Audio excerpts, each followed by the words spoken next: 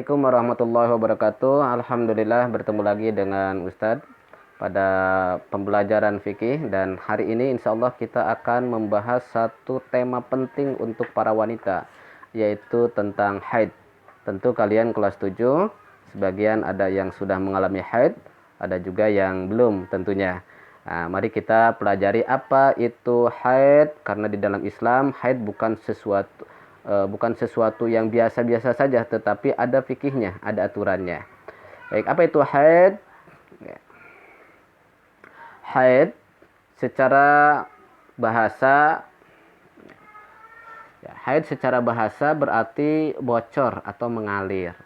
Secara istilah, haid adalah darah yang bersifat alamiah, terjadi pada setiap manusia berjenis kelamin wanita yang keluar dari mulut rahim pada waktu-waktu tertentu, pada saat dia sehat tanpa disebabkan oleh melahirkan.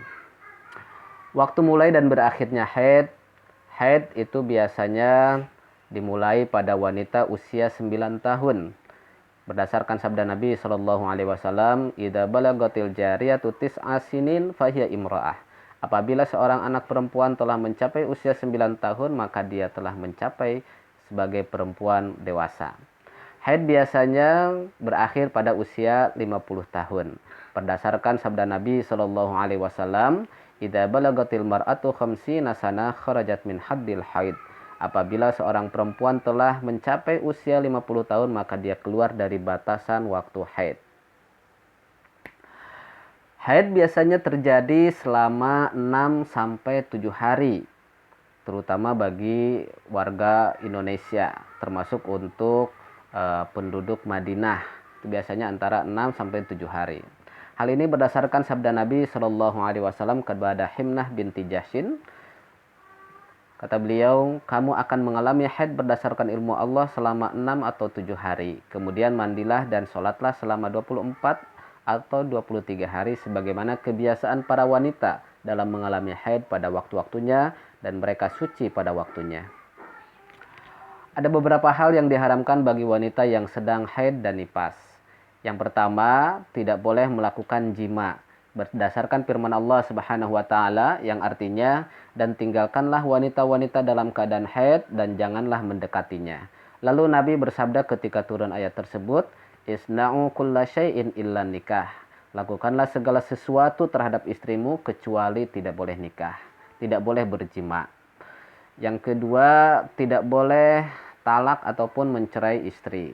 Berdasarkan firman Allah Subhanahu wa taala yang artinya, "Hendaklah kamu ceraikan istrimu pada waktu mereka dapat menghadapi waktu iddahnya yang wajar." Surah At-Tolak ayat 1. Dan sabda Nabi Shallallahu Alaihi Wasallam kepada Umar bin Khattab radhiyallahu an, ketika Abdullah bin Umar menceraikan istrinya yang sedang haid, Nabi bersabda, "Perintahkanlah dia, maka kembalilah dia kepada istrinya."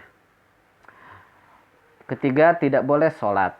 Nabi SAW bersabda kepada Fatimah binti Hubeish, "Idza aqbalatil haidatu fada'is sholah." Yang artinya, apabila haid datang, maka tinggalkanlah sholat. Yang keempat, tidak boleh saum atau puasa. Nabi SAW bersabda, "Alaisa ihdakunna idza hadat lam tasum wa lam tusalli?" Qulna bala. Bukankah salah satu di antara kamu apabila haid tidak puasa dan tidak sholat? Kami menjawab, benar. Kelima, tidak boleh melakukan tawaf ketika dia sedang melakukan manasik haji atau umrah. Ketika haji atau umrah ternyata dia haid, maka tidak boleh melakukan apa saja kecuali tawaf. Berdasarkan sabda Nabi SAW kepada Aisyah radhiyallahu anha, ketika haid, lakukanlah olehmu segala hal yang dilakukan oleh orang haji, kecuali tawaf di Baitullah sehingga kamu suci. Ada darah haid, ada darah istihadah.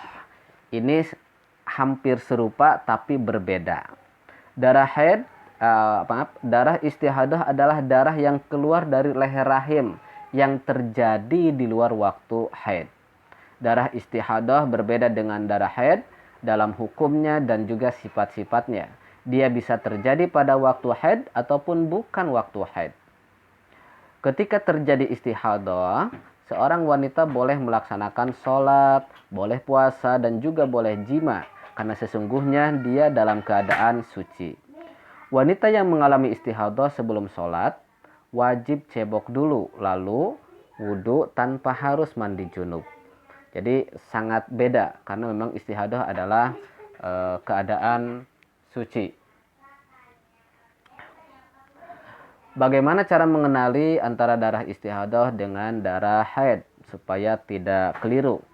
Yang pertama caranya, bagi perempuan yang sudah memiliki kebiasaan waktu haid, yang sudah diketahui lalu dia suci dan mandi, lalu sholat, lalu tiba-tiba keluar lagi darah, maka darah tersebut adalah darah istihadah. Cara yang kedua, apabila wanita tersebut belum memiliki kebiasaan masa haidnya, maka dapat dibedakan dari ciri-ciri darahnya. Darah haid berwarna hitam, kental, dan berbau. Sedangkan darah istihadah berwarna merah dan berbau.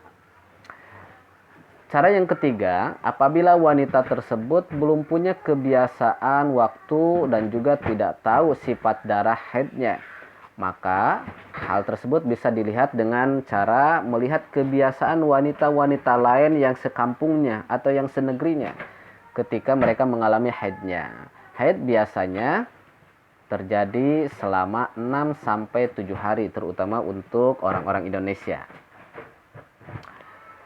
Ketika haid sudah suci, sudah berhenti, maka segera lakukanlah mandi junub. Ya, setelah haid, setelah nifas, termasuk juga junub, karena itu adalah hadas besar, maka wajib melaksanakan mandi junub sebagai cara bersucinya.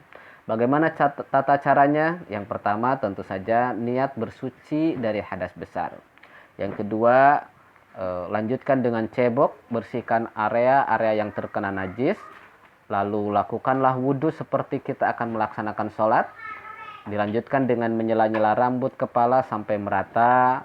Lalu dilanjutkan dengan menyiram kepala sebanyak 3 kali. Dilanjutkan dengan menyiram tubuh bagian kanan.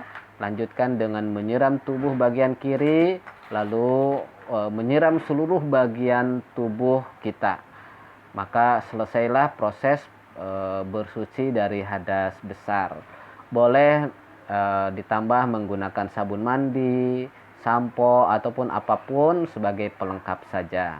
Demikian beberapa hal yang terkait dengan masalah haid dan nifas yang perlu kita ketahui, dan ini perlu diperhatikan sekali karena haid dan nifas merupakan bagian daripada hadas besar yang harus diperhatikan dan menentukan sah dan tidak sahnya sholat kita.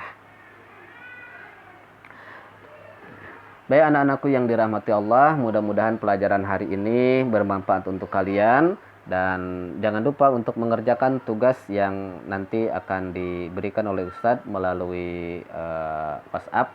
Dan selamat terus belajar dan semoga kalian senantiasa dilindungi oleh Allah dan diberikan kesehatan. Aku qouli hada wa astaghfirullahi wa lakum. Assalamualaikum warahmatullahi wabarakatuh.